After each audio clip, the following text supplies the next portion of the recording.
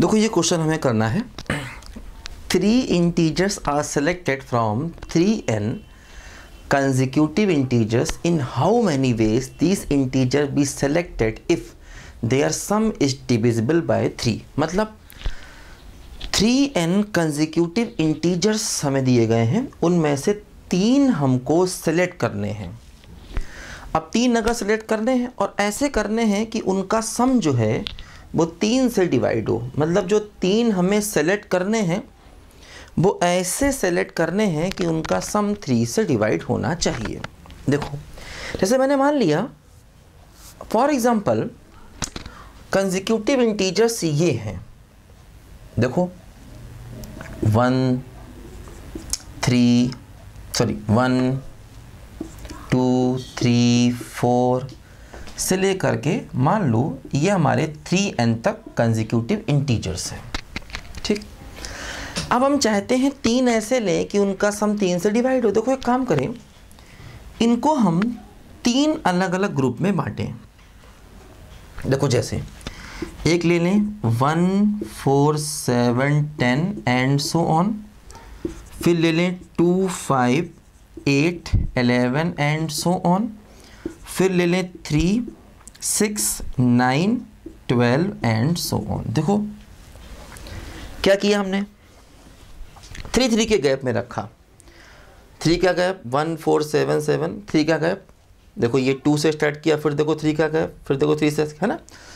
तो ये भी हमारे देखो 3n टोटल इंटीजर्स थे, ये भी n इंटीजर्स हैं, ये भी n है और ये भी n है, तीनों n इंटीजर्स। देखो ध्यान दो, अब हमें 3 सेलेक्ट करने हैं और ऐसे कि उनका सम 3 से डिवाइड हो जाए। देखो जैसे अगर तुम यहाँ से कोई भी 3 ले लो, जैसे पहले ग्रुप में से कोई भी 3 ले लो, मान लो हमने ये लिया तो देखो इनका सम 3 से डिवाइड होगा। मान लो ये लिया, इनका सम भी 3 से डिवाइड होगा। मतलब वो तीनों तुम पहले ग्रुप से ले सकते हो तो NC3, या वो तीनों दूसरे ग्रुप से ले सकते हो, या वो तीनों तीसरे ग्रुप से ले सकते हो। देखो जैसे अगर वो तीनों तुमने दूसरे ग्रुप से लिए तो भी देखो सम 3 से डिवाइड होगा।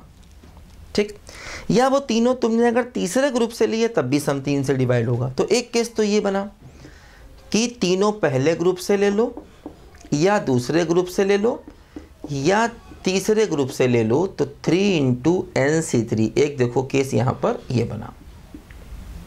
ठीक, अच्छा अब देखो दूसरा केस ये एक और बनेगा कि एक नंबर पहले से ले लो, मतलब यहाँ से एक ले लो, यहाँ से एक ले लो और यहाँ से एक ले लो। मतलब एक नंबर पहले ग्रुप से ले लो, एक दूसरे ग्रुप से ले लो और एक तीसरे ग्रुप से ले लो। ऐसा कर लो।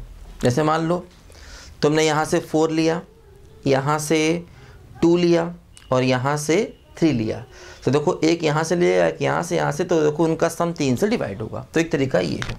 ठीक है, तो ये हो गया n की पावर 3। तो फाइनली आंसर क्या हो गया, 3 × NC3 प्लस n की पावर 3। ये हमारे क्वेश्चन का आंसर हो गया। तो इस प्रकार से हमें ये सवाल करना पड़ेगा, थोड़ा आइडिया लगाना पड़ेगा, है ना, कि कहाँ से उसको 3 अलग अलग 3n इंटीजर्स थे, उनको 3 पार्ट्स में बांटा। अब तीनों नंबर यहाँ से लो या यहाँ से लो, यहाँ से लो, एक केस, या एक यहाँ से लो, एक यहाँ से लो, एक यहाँ से लो, वो दूसरा केस, है ना। तो इस तरीके से हमें अपने क्वेश्चन का फाइनल आंसर मिल जाएगा। लिखो बच्चों ध्यान से।